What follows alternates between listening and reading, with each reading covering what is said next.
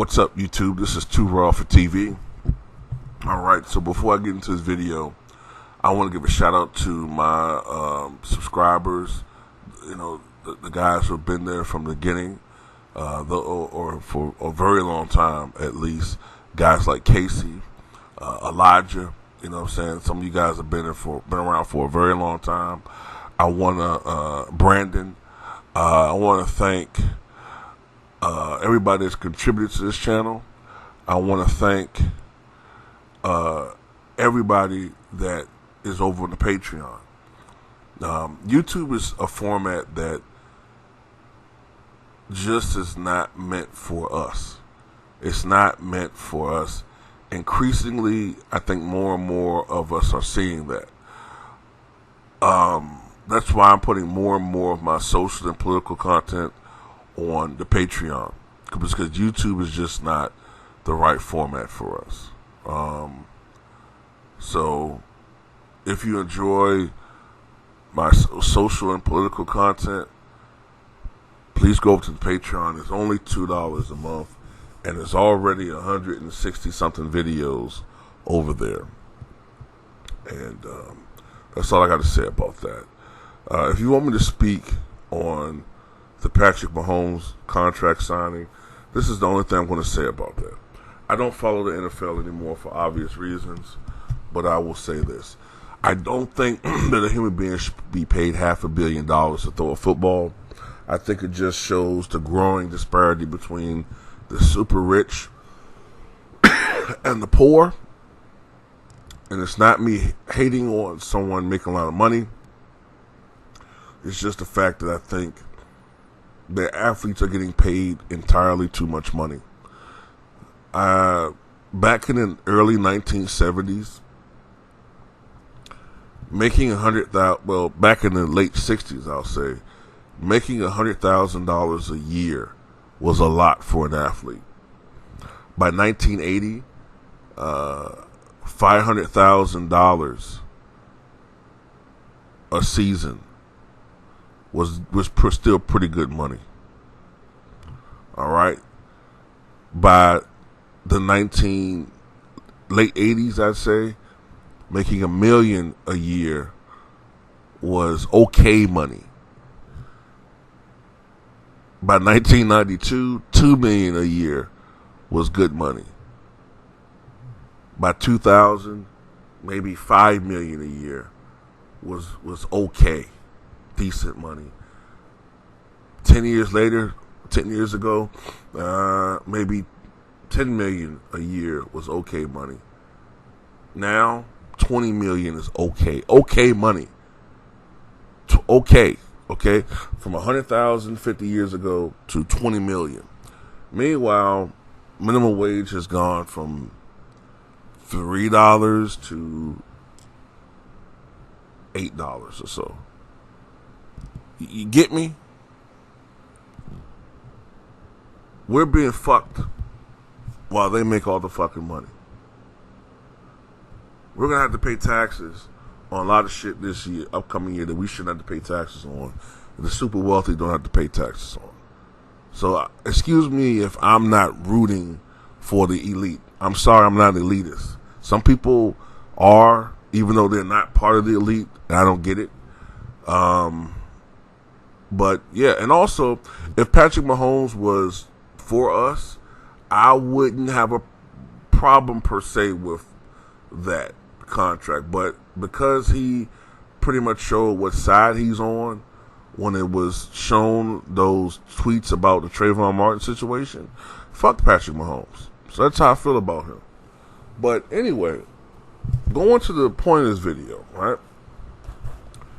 Even though I don't agree that sports should really go on because of the COVID-19 outbreak, right? Because these sports leagues want to recoup some of the money lost, it's going to happen. So I want to focus on baseball for a second, right? And it just makes me think about historical sense from baseball. These two guys right here, Mark McGwire and Barry Bonds, To me, these are the two greatest home run hitters in the history of the league. Bonds owns the records, seasonal record 73, and the all-time record 762. McGwire is the most prolific home run hitter. By that I mean, I've never seen a guy hit longer home runs than him. And he owns the record for fewest at-bats per home run at 10.6. So no one hit him with more frequency than Mark McGwire.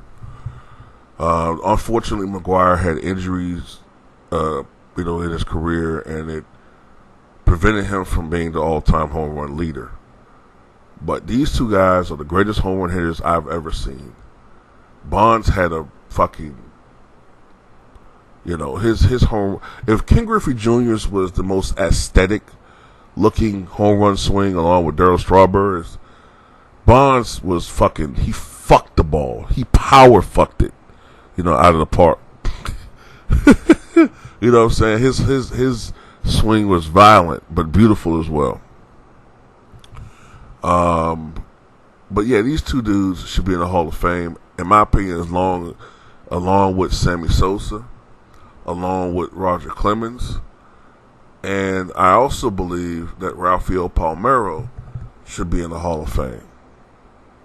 But why aren't they in the Hall of Fame for the most part? Well, it's primarily because of suspected, and in some situations with, McGwire, admitted steroid use. So, I guess this should be open and shut, right? They shouldn't be in the Hall of Fame because they use PEDs. But this is my problem. Hold up for a second, though. Now, hear me out. Now, this is my issue with Major League Baseball and their Hall of Fame, selection and how they go about it. Now, if you're going on the fact that PEDs and steroids are illegal, hold up. Now, they are now banned from baseball. PEDs, steroids, HGH, all that. But when these guys were playing, see, McGwire played from 1986. He made his Major League debut in 86, but his rookie year was 87. Because in 86 he didn't qualify because he didn't play enough games. But he played basically from 86 to 2001. Bonds from 86, I believe, to 2007. Now, only the last couple of years was after the steroid ban for Bonds. But McGwire's entire career came before the steroids ban in 2005. And HGH wasn't banned until 2011. So for the vast majority of these guys' careers was before steroids was banned. So how can you say that what they did was illegal when it wasn't? So the only thing I can think of then is, well, you're using a moral barometer. It was morally wrong. Well, if that's the case in Major League Baseball, then why do you have people in your Hall of Fame who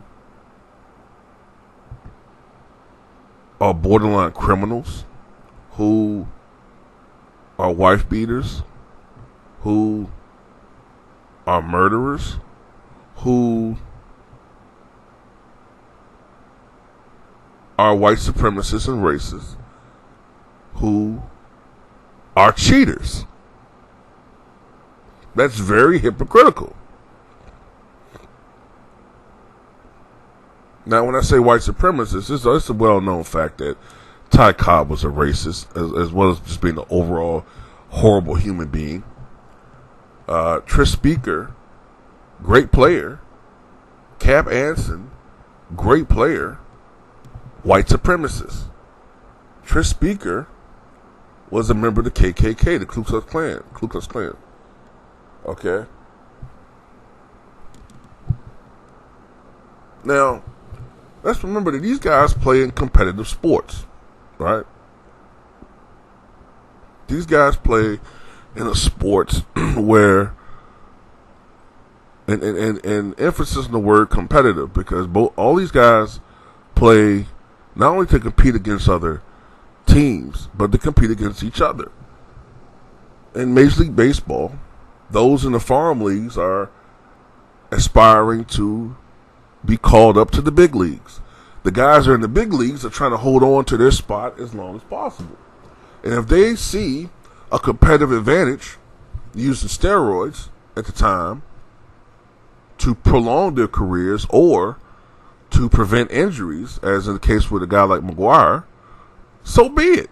I don't have a problem with that as long as it's not a detriment physically to other people. That's the only instance, the only instances of sports where I have an issue with steroids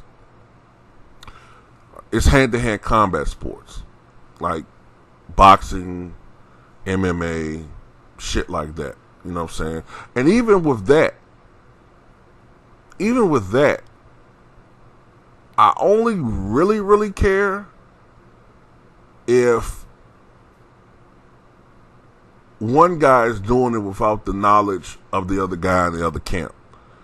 If both fighters are of equal stature and strength, and they're both roiding up, and they know what the other guy's taking, I don't have a problem with that. Not really. If, Lennox Lewis and Mike Tyson are at the peak of their powers, and they both are roiding, and they both know what each other's taking, and they're being honest, I don't have a problem with that.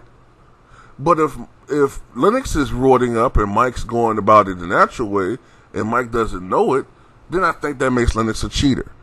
Because to me, a cheater is someone who's doing something, that can give them a competitive advantage directly against someone else without the other person knowing about it. Then to me, that's a cheater. So this is the thing, though.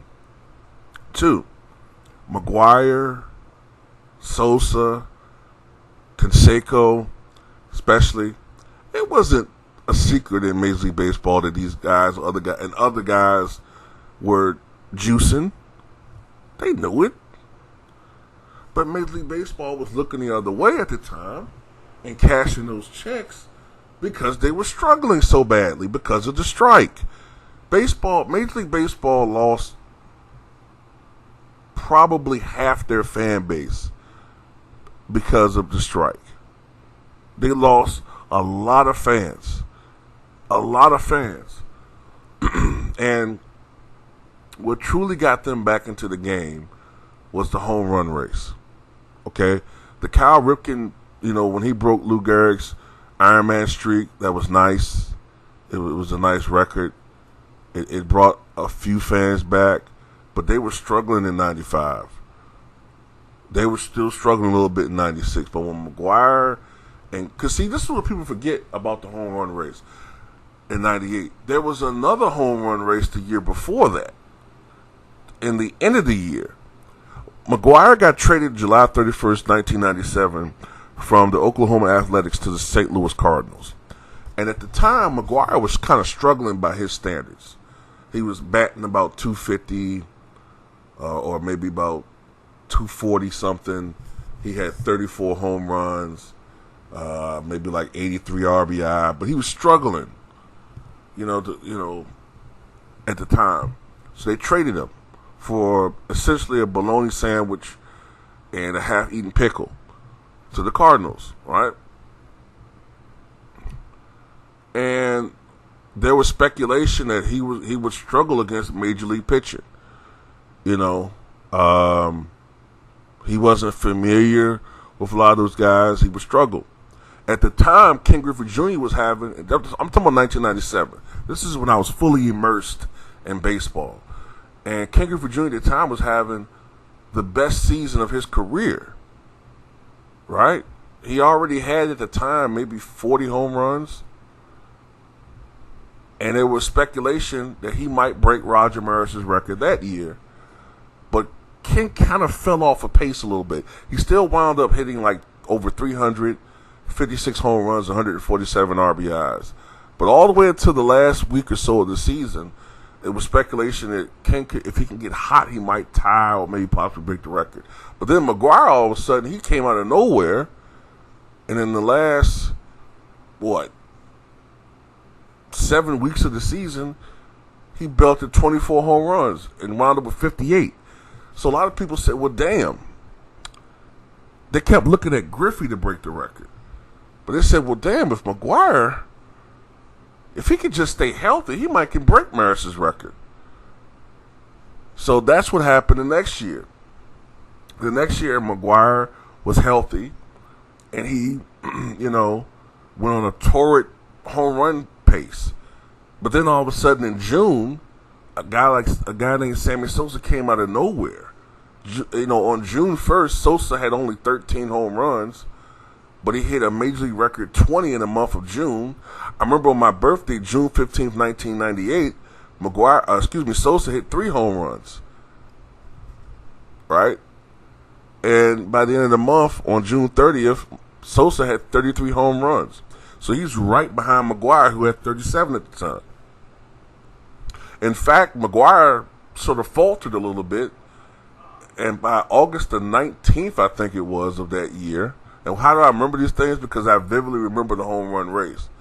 By August the 19th, I think it was, Sosa passed McGwire.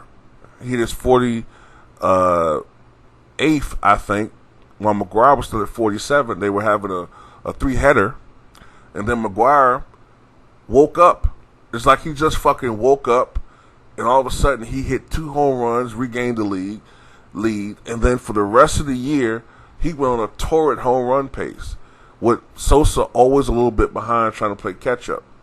But it was a great, great year, and it really brought back not only fans, but casuals, like myself, a guy who was a casual. And I became an avid Major League Baseball fan. And then they did it again in 99, another great home run race, which was narrowly won by McGwire. All right? Which, I guess, when you think about it in hindsight, was a little bit of a, I don't want to go there with that situation. But I remember when you had rappers shouting out Sammy Sosa. I remember when McGwire was making cameo appearances on sitcoms like Mad About You, or making little movie appearances and stuff like that. And so it's hypocritical.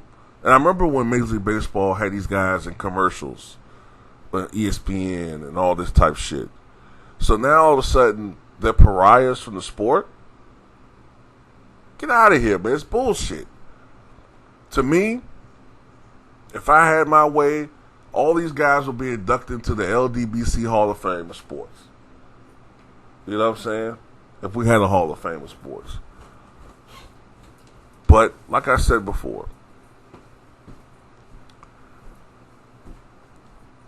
guys getting a competitive advantage is not new. It's nothing new. You know what I'm saying?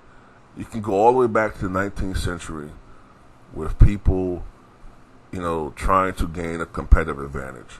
Whether you're talking about cork bats or even cocaine. I'm going to bring you an example. I'm giving you an example.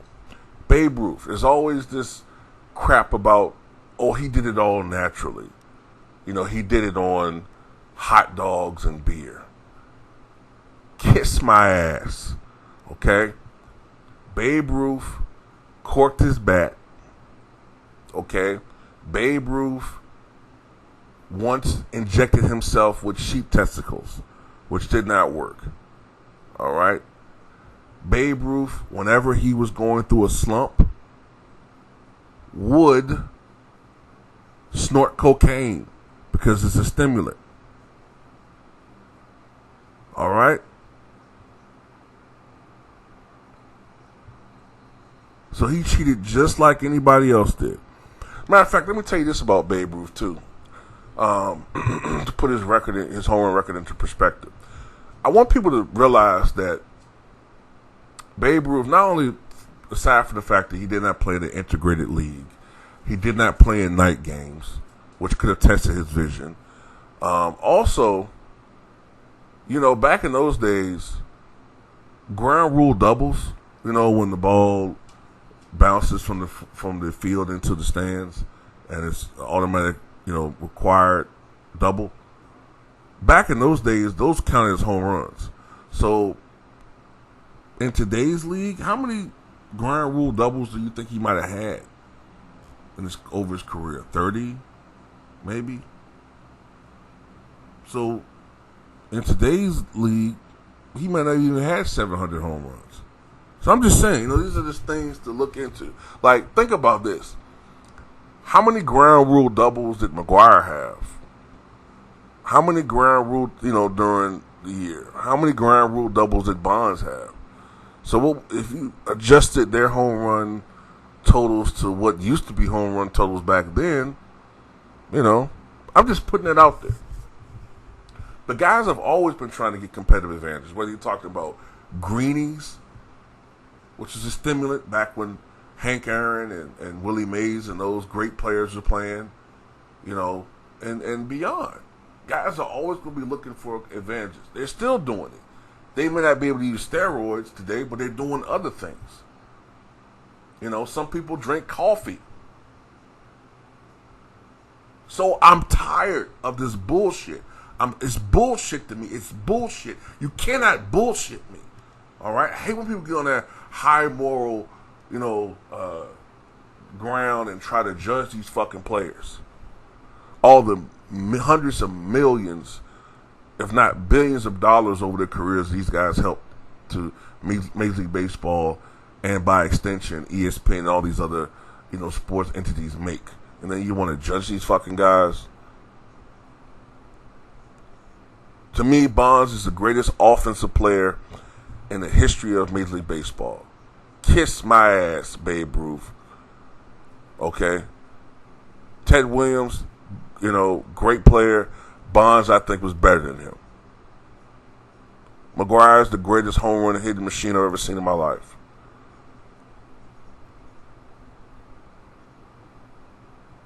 Sammy Sosa, unbelievable power. Rafael Palmeiro, fine player, great player, all-around player. All these guys should be in the Hall of Fame. You trying to tell me a guy like Rafael Palmeiro with 3,000 career hits and 569 home runs is not in the Hall of Fame? A guy like Mark McGwire, the only player other than Barry Bonds that hit 70 home runs in the season, all right, had, 4 consecutive seasons, 96, 97, 98, 99, with at least 50 home runs. And if it wasn't for injuries, he would have hit at least 50 home runs in both 2000 and 2001. He's not in the Hall of Fame, 583 home runs. Sammy Sosa, 609 career home runs. He's not in the Hall of Fame. Bonds, the all-time leader in home runs. A guy with 7 league MVPs. 7 league MVPs. He's not in the Hall of Fame. And I'm going to say another thing, too, about Barry Bonds, right? Even with Barry Bonds, was before he did before he was even accused of juicing or suspected of juicing, right? In 1993, Bonds hit 46 home runs and was tied for if I'm not mistaken, I think he either led the National League or was tied for the National League in home runs that year.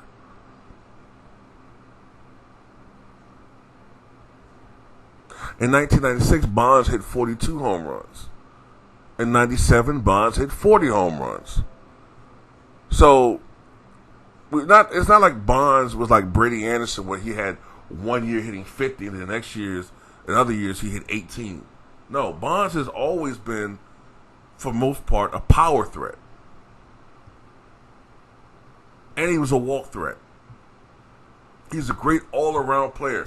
And for Barry Bonds to not be in the Hall of Fame is like keeping Kareem and Mike out the Hall of Fame for stupid reasons. No, they gotta keep Jordan out the Hall of Fame. No player can jump that high. Nah, Kareem, that skyhook was unfair. That nobody should have that competitive advantage with the skyhook. He's not in the Hall of Fame. Get out of here. It's bullshit. Tell me what you guys think.